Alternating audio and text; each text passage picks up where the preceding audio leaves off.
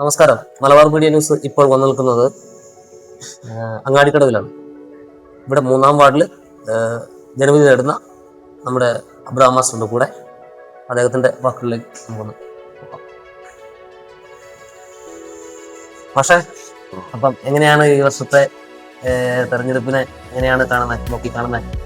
തെരഞ്ഞെടുപ്പ് അയ്യകുന്ന് പഞ്ചായത്തില് ഒരു ഭരണമാറ്റം പ്രതീക്ഷിച്ചുകൊണ്ടാണ് രണ്ടാം കടവിലും എന്നെ ഉൾപ്പെടെ ഇടതുപക്ഷ ജനാധിപത്യ മുന്നണി മത്സരരംഗത്ത് ഇറക്കിയിരിക്കുന്നു. നിലവില്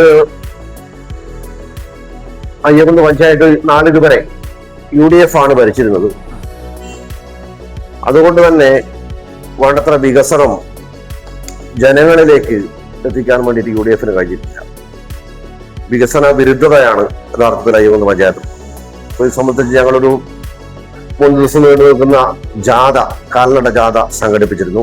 ജനങ്ങളെ എല്ലാം ഉത്ബോധിപ്പിച്ചുകൊണ്ട് 16 വാർഡുകളിലും ടച്ച് ചെയ്തുകൊണ്ടുള്ള ഒരു പ്രചരണ ജാഥയാണ് സംഘടിപ്പിച്ചത്. നിലവിലെ പഞ്ചായത്തിന്റെ സ്ഥിതി സംബന്ധിച്ചെല്ലാം അതിൽ പരാമർശിച്ചിട്ടുണ്ടായിരുന്നു. പൊതുവെ ജനങ്ങളെല്ലാം നിലവിലൊരു ഭരണമാറ്റം ആഗ്രഹിച്ചുകൊണ്ട് തന്നെയാണ് ഞങ്ങളുടെ ജാഥയെ വരവേറ്റത്. അതുപോലെ തന്നെ ഈ രണ്ടാം കടവ് വാർഡിലാണെങ്കിലും നാളിതുവരെ UDF അല്ലെങ്കിൽ UDF-ന്റെ റിബൽ ആയിട്ടുള്ള ആളുകളാണ് ജയിച്ചിട്ടുള്ളത്. ജയിച്ചു കഴിഞ്ഞാൽ അവരവരുടെ വികസനം ആണ് പ്രധാനമായിട്ട് കണ്ടിട്ടുള്ളത് എന്നാണ് മുഖ്യമായും അവിടുത്തെ ജനങ്ങൾ ഉൾപ്പെടെ പറയുന്നത്. അതിനൊരു മാറ്റം വരണമെന്ന് രണ്ടാം കടവിലെ ആളുകളും ആഗ്രഹിക്കുന്നുണ്ട്. അയ്യകുന്നിലെ ആകെ ജനങ്ങൾ അത്തരത്തിൽ ആഗ്രഹിക്കുന്നുണ്ട്. നമ്മുടെ പ്രേക്ഷകർക്ക് വേണ്ടിയിട്ട്, മലബാർ മീഡിയയുടെ പ്രേക്ഷകർക്ക് വേണ്ടിയിട്ട് ഒന്ന് പരിചയപ്പെടുത്തും. ഞാന് ഒരു LP സ്കൂൾ അധ്യാപകനായിട്ട് HM ആയിട്ട് റിട്ടയർ ആയതാണ്. 22 സ്കൂളിൽ അധ്യാപകനായിരുന്നു. 34 വർഷത്തോളം സ്കൂൾ സേവനം ചെയ്തു. അധ്യാപക വൃത്തിയിൽ ആയിരുന്നുവെങ്കിലും കാർഷിക മേഖലയോട് വലിയ ആഭിമുഖ്യം ഉള്ള ആളാണ്. ഞങ്ങൾ പാരമ്പര്യമായിട്ട് കർഷക കുടുംബമാണ്. ഞങ്ങളുടെ കുടുംബക്കാരും നിലവിൽ കർഷകൻ തന്നെയാണ്. മുഴുവൻ സമയം അല്ലെങ്കിലും പരമാവധി സമയം കൃഷിക്ക് വേണ്ടിയും അതുപോലെ തന്നെ കർഷക പ്രസ്ഥാനത്തിന് വേണ്ടിയും പ്രവർത്തിക്കുന്ന ഒരാളാണ്. അപ്പോൾ ഈ രണ്ടാം കടവ് പോലുള്ള പ്രദേശത്ത് മത്സരിക്കുമ്പോൾ അവിടുത്തെ കർഷകരുടെ പ്രധാന പ്രശ്നങ്ങൾ വന്യമൃഗശല്യമാണ്. യഥാർത്ഥത്തിൽ അയ്യകുന്നിലെ ഏറ്റവും കൂടുതൽ കാർഷിക മേഖല പ്രതിസന്ധി നേരിടുന്ന ഒരു പ്രദേശമാണ് രണ്ടാം കടവ്. അത് വന്യമൃഗങ്ങളുടെ ശല്യമാണ്. കൃഷി നാശം മൂലം ജനങ്ങള് കുറെ ആളുകൾ അവിടുന്ന് കുടിയിറങ്ങുന്ന ഒരു സ്ഥിതിയുണ്ട്.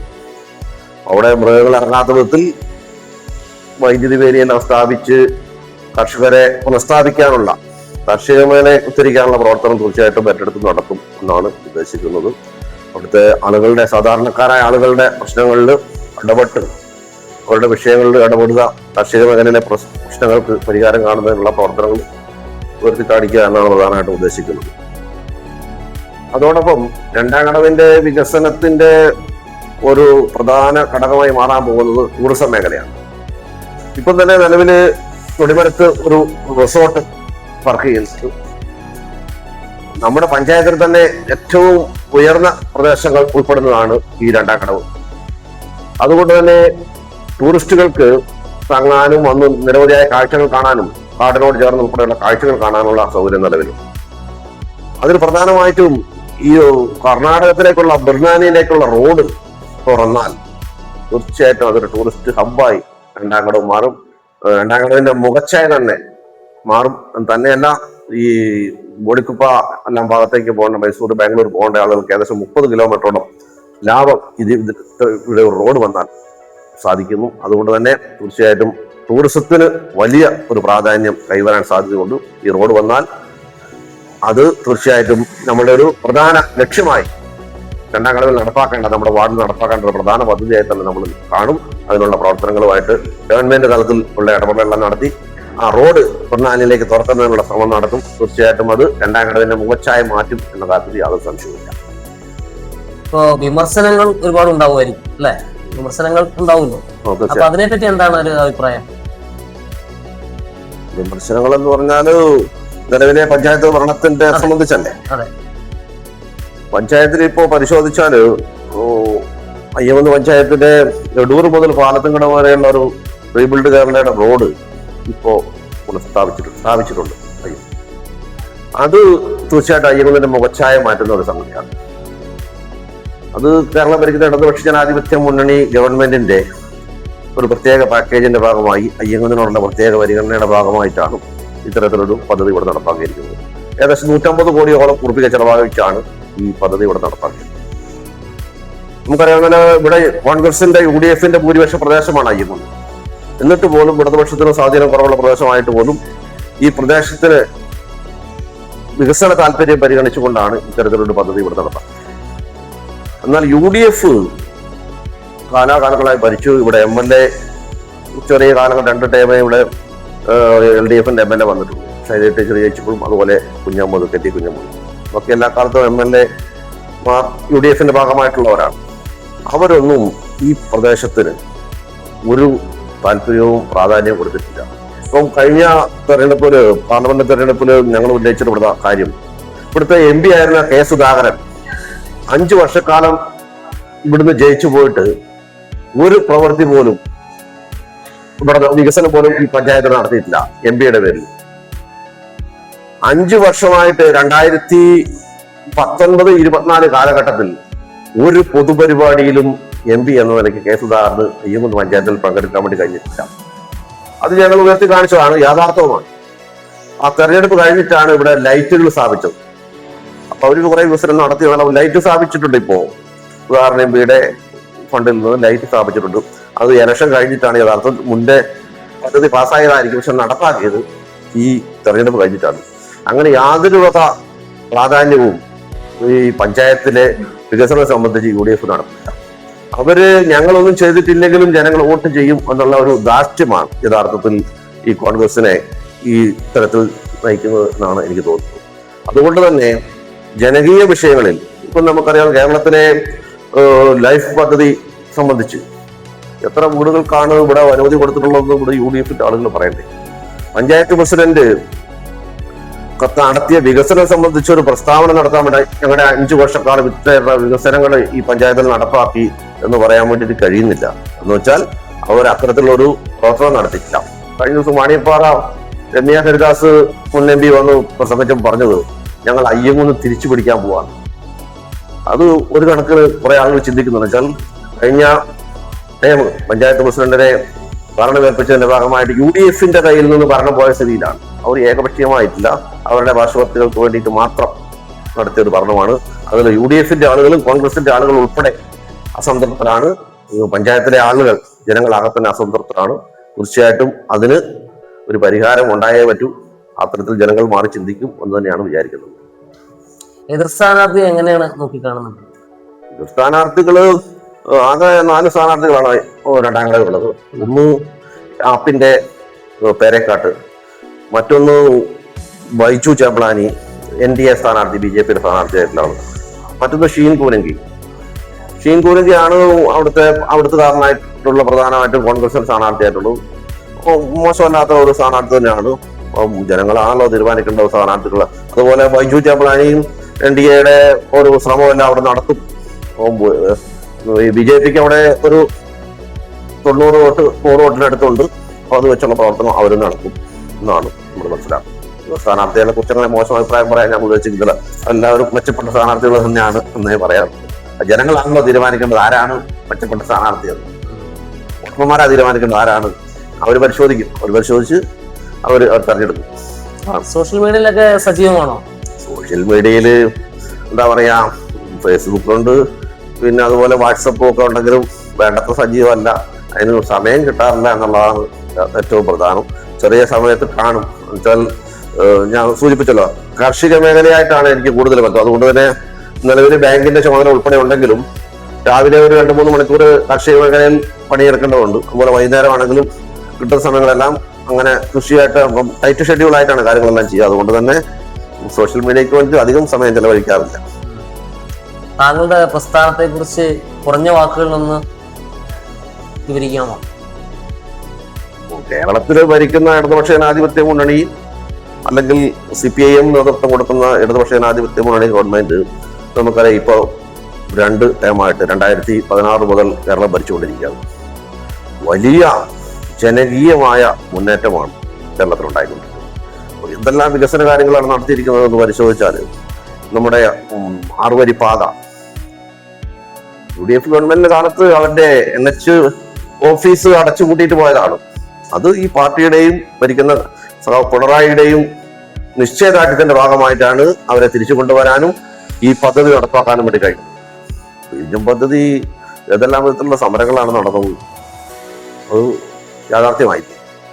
അത് ഈ പാർട്ടിയും ഈ ഗവൺമെന്റും ഇടതുപക്ഷ ജനാധിപത്യ മുന്നണിയും അല്ല എങ്കിൽ തീർച്ചയായിട്ടും ഈ മുനമ്പം പദ്ധതി ഉൾപ്പെടെ നടപ്പാവില്ല. ലോകത്തിന് തന്നെ സംഭാവന ചെയ്യുന്നതാണ് ഈ പദ്ധതി. അതുകൊണ്ട് തന്നെ അത് ഈ പാർട്ടിയുടെ ഉൾപ്പെടെ ചിട്ടയായ നിലപാടിന്റെ ഭാഗമായിട്ടാണ്. ഇപ്പൊ നമ്മള് കീഴാറ്റൂർ ഉൾപ്പെടെയുള്ള സമരങ്ങൾ കണ്ടതാണ്. അവിടെ UDFന്റെ കാലത്ത്, കോൺഗ്രസിന്റെ കാലത്ത് പറഞ്ഞത് 30 മീറ്റർ ദേശീയപാത മതി എന്നാ പറഞ്ഞത്. 30 മീറ്റർ ദേശീയപാത മതി എന്നാ പറഞ്ഞത്. എന്നാൽ അതുപോരാ, കേരളത്തിന്റെ വികസനത്തിന് ഈ റോഡ് അത്യാവശ്യമാണ് എന്ന് പറഞ്ഞുകൊണ്ട് തന്നെയാണ് 45 മീറ്റർ റോഡിലേക്ക് വന്നത്. ഇപ്പോൾ 2026 ജനുവരി ഫെബ്രുവരി ആകുമ്പോഴേക്കും യാഥാർത്ഥ്യമാകുമെന്ന് പറഞ്ഞാൽ അത് ഈ പാർട്ടിയുടെ ഐക്യത്തിന്റെ കെട്ടുറപ്പിന്റെ സംഘടനാപരമായ കെട്ടുറപ്പിന്റെ ഉൾപ്പെടെ ഭാഗമാണ് എന്ന കാര്യത്തിൽ യാതൊരു സംശയമില്ല. അതുപോലെ ഓരോ പദ്ധതികളും K-ഫോൺ ആണെങ്കിലും അതോടൊപ്പം നമ്മുടെ ഗ്യാസ് പൈപ്പ് ലൈനിന്റെ പദ്ധതി ആണെങ്കിലും എല്ലാം തന്നെ കൃത്യമായ ജനങ്ങളെ സംഘടിപ്പിച്ച് ജനകീയമായ ഇടപെടലിന്റെ ഭാഗമായിട്ടാണ്. കീഴാറ്റൂരെല്ലാം എന്താ സംഗതി, UDF BJP എല്ലാം വലിയ സമരങ്ങൾ സംഘടിപ്പിച്ചില്ല, അവരെ ഉദ്ഘാടനം ചെയ്ത ആളുകൾ നോക്കിയാൽ മതിയല്ലോ. ഇപ്പൊ യാഥാർത്ഥ്യമായി കഴിഞ്ഞപ്പോ അവരതിന്റെ അവകാശം ഉന്നയിക്കാൻ വേണ്ടി നോക്കുന്നുണ്ട് എന്നതാണ് വലിയ വിഷയം. അതുകൊണ്ട് തന്നെ കേരളത്തിലൊരു തുടർഭരണം ഉൾപ്പെടെ ഉണ്ടാകേണ്ടതുണ്ട് ജനകീയ മുന്നേറ്റത്തിന്. ഇപ്പോൾ ഈ ഏറ്റവും അവസാനം നമ്മൾ കണ്ടതാണ് കേരളത്തിലെ 60 വയസ്സ് കഴിഞ്ഞ ആളുകൾക്ക് 2000 രൂപ പെൻഷൻ കൊടുക്കുന്ന പദ്ധതി ഉൾപ്പെടെ. മറ്റൊരു ഗവൺമെന്റിനും ചിന്തിക്കാൻ പറ്റാത്ത സംഗതിയാണ് നമ്മുടെ സംസ്ഥാനത്തെ അതിദരിദ്രരില്ലാത്ത സംസ്ഥാനമാക്കി മാറ്റാൻ വേണ്ടിയിട്ട്. അത് ഈ ഗവൺമെന്റിന്റെ നിശ്ചയദാർഢ്യമാണ്. അതിൽ തീർച്ചയായിട്ടും CPM-ന്റെ ഇടപെടൽ, നേതൃത്വപരമായ ഇടപെടൽ ഉണ്ട് എന്ന കാര്യത്തിൽ തർക്കമില്ല. തീർച്ചയായിട്ടും ജനങ്ങൾക്ക് ഉപകാരപ്രദമായ, ഇപ്പോൾ അവസാനം പ്രഖ്യാപിച്ച സ്ത്രീകൾക്ക് പെൻഷൻ പദ്ധതി ഉൾപ്പെടെ, ഇതൊന്നും ലോകത്ത് ചിന്തിക്കാൻ പറ്റാത്ത കാര്യമാണ്.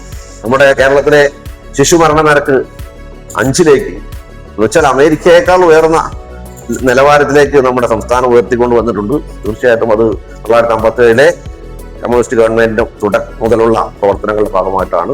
തീർച്ചയായിട്ടും കേരളത്തിലെ ജനങ്ങളെ ഏറ്റവും താഴെക്കിടയിലുള്ളവരെ ഉൾപ്പെടെ ഉയർത്തിക്കൊണ്ടുവരുന്നതിനുള്ള പാർട്ടിയുടെയും ഗവൺമെന്റിന്റെയും നടപടികൾ തീർച്ചയായിട്ടും കേരളത്തിലെ ജനങ്ങൾ അംഗീകരിക്കുന്നുണ്ട് എന്നത് സംശയമില്ല. ഇപ്പൊ നമുക്കറിയാം, ഈ തുടർഭരണം വന്നു തന്നെ വിവിധങ്ങളായ പ്രയാസങ്ങൾ, നിപ്പയും ഓക്കിയും അതുപോലെ പ്രളയവും എല്ലാം വന്നപ്പോ ജനങ്ങൾ ചിന്തിച്ചിട്ടുണ്ട്, ഇത് ഒരു UDFന്റെ ഗവൺമെന്റ് ആണ്, കോൺഗ്രസ് നേതൃത്വം കൊടുക്കുന്ന ഗവൺമെന്റ് ആണ് കേരളത്തിൽ ഭരിച്ചിരുന്നതെങ്കിൽ എങ്ങനെ അതിനെ അതിജീവിച്ചേനെ എന്ന് താരതമ്യം ചെയ്തിട്ടുണ്ട്. അതുകൊണ്ട് തന്നെ മനസ്സിലായി ഈ ഗവൺമെന്റ് കൃത്യമായി, പിണറായിയുടെ നേതൃത്വത്തിലുള്ള ഗവൺമെന്റ് കൃത്യമായി കാര്യങ്ങൾ നിർവഹിച്ചു എന്നതുകൊണ്ട് തന്നെ പ്രളയത്തെ എല്ലാം ജനങ്ങളെ സംഘടിപ്പിച്ചുകൊണ്ട് അതിന് മറികടക്കാൻ വേണ്ടി കഴിഞ്ഞിട്ടുണ്ട്. ഇപ്പോൾ വയനാട് ദുരന്തം ഉണ്ടായപ്പോ നമ്മൾ കണ്ടതാണ്, ജനകീയമായി അതിന് കോൺഗ്രസ് എല്ലാം വലിയ വാഗ്ദാനം നൽകി. അത് 100 വീട് നൽകുമെന്ന് പറഞ്ഞിട്ടുണ്ട്. അതുപോലെ യൂത്ത് കോൺഗ്രസ് 30 വീട്, യൂത്ത് ലീഗ് വീട് നൽകുമെന്നെല്ലാം പറഞ്ഞിട്ടുണ്ട്. എന്നാൽ അതൊന്നും കേരളത്തിൽ കണ്ടിട്ടില്ല. നമ്മൾ മനസ്സിലാക്കേണ്ടത്, യൂത്ത് കോൺഗ്രസ് ഉൾപ്പെടെ അതൊരു ഫണ്ട് ശേഖരിക്കുന്നതിനുള്ള മാർഗമായിട്ടാണ് കണ്ടത് എന്ന് കാണണം. നിങ്ങൾ നോക്കൂ, DYFI 25 വീട് നിർമ്മിച്ചു നൽകുമെന്ന് പറഞ്ഞാണ് അവര് ഫണ്ട് സമാഹരിച്ചത്. ഫണ്ടല്ല സമാഹരിച്ചത്, യഥാർത്ഥത്തിൽ അവര് ആക്രി പെറുക്കിയും കല്ല് ചുമന്നും എല്ലാം ഉണ്ടാക്കി ആണ് ഫണ്ട് ശേഖരിച്ചത്. തീർച്ചയായിട്ടും അത് ലോകത്തിന് തന്നെ മാതൃകപരമായ ഒരു നിലപാടാണ് അവർ സ്വീകരിച്ചത്. അത് മുഖ്യമന്ത്രിയുടെ ദുരിതാശ്വാസ നിധിയിലേക്ക് കൊടുത്തിട്ടുണ്ട്. അത് 100 വീട് പണിയുന്ന സമാനമായ തുകയാണ് നമുക്ക് കൂടി മനസ്സിലാക്കണം. അതുകൊണ്ട് തന്നെ കേരളത്തിലൊരു ഇടതുപക്ഷ മുന്നണിയുടെ തുടർഭരണം ഉണ്ടാകേണ്ടത് ആവശ്യമുണ്ട്. ജനങ്ങൾ ആ നിലയിൽ ചിന്തിക്കുന്നുണ്ട്.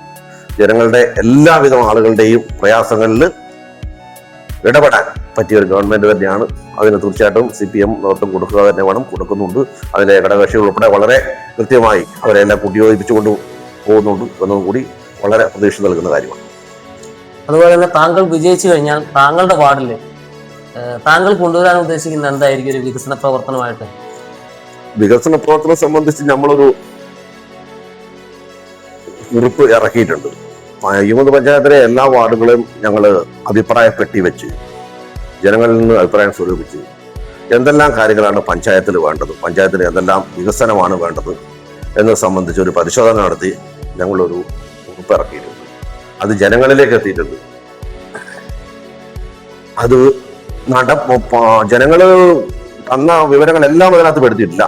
ഈ പഞ്ചായത്തിൽ അധികാരത്തിൽ വന്നാൽ ചെയ്യാൻ പറ്റുന്ന കാര്യങ്ങൾ എന്തൊക്കെയോ അതെല്ലാം അതിനകത്ത് കാണിച്ചിട്ടുണ്ട്. അതുകൊണ്ട് തന്നെ വിവിധങ്ങളായ കാര്യങ്ങൾ അതിനകത്ത് പ്രത്യേകം പരാമർശിച്ചിട്ടുണ്ട്.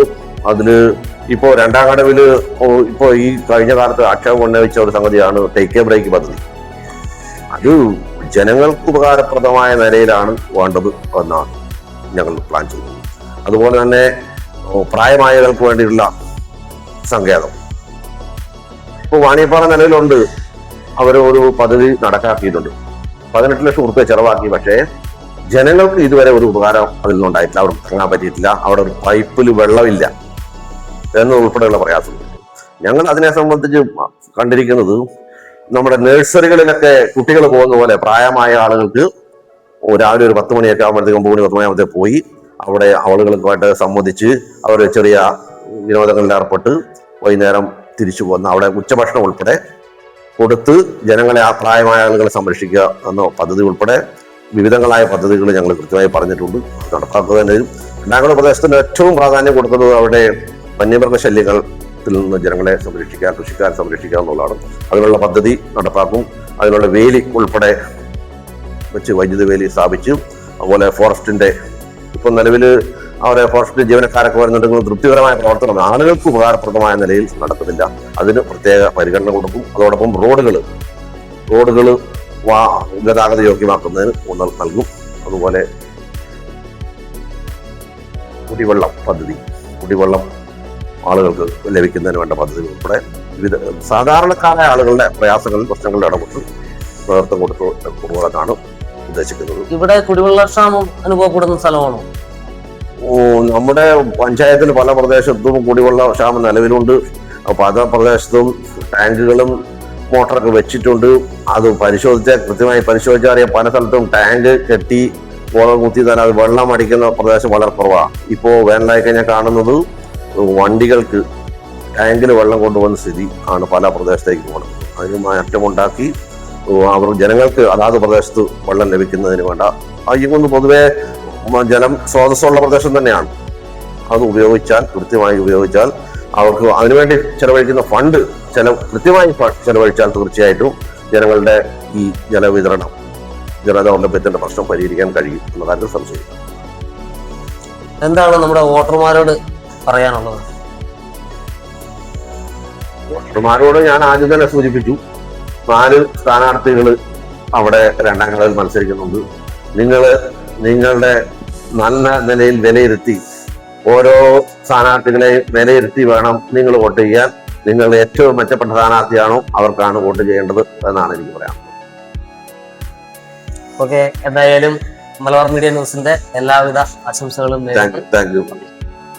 സ്ഥാനാർത്ഥിയോടൊപ്പം 10 ചോദ്യങ്ങൾ എന്ന ഇന്നത്തെ ഈ എപ്പിസോഡിലേക്ക് നമ്മളോട് പങ്കെടുത്ത അബ്രാഹം മാഷാണ്. മാഷിന്റെ കാര്യങ്ങളിലൊക്കെ നമ്മൾ കേട്ടു. അപ്പം വരും ദിവസങ്ങളിൽ മറ്റൊരു സ്ഥാനാർത്ഥിയോടൊപ്പം പുതിയൊരു എപ്പിസോഡുമായിട്ട് നമ്മൾ വീണ്ടും വരുന്നത്. Thank you.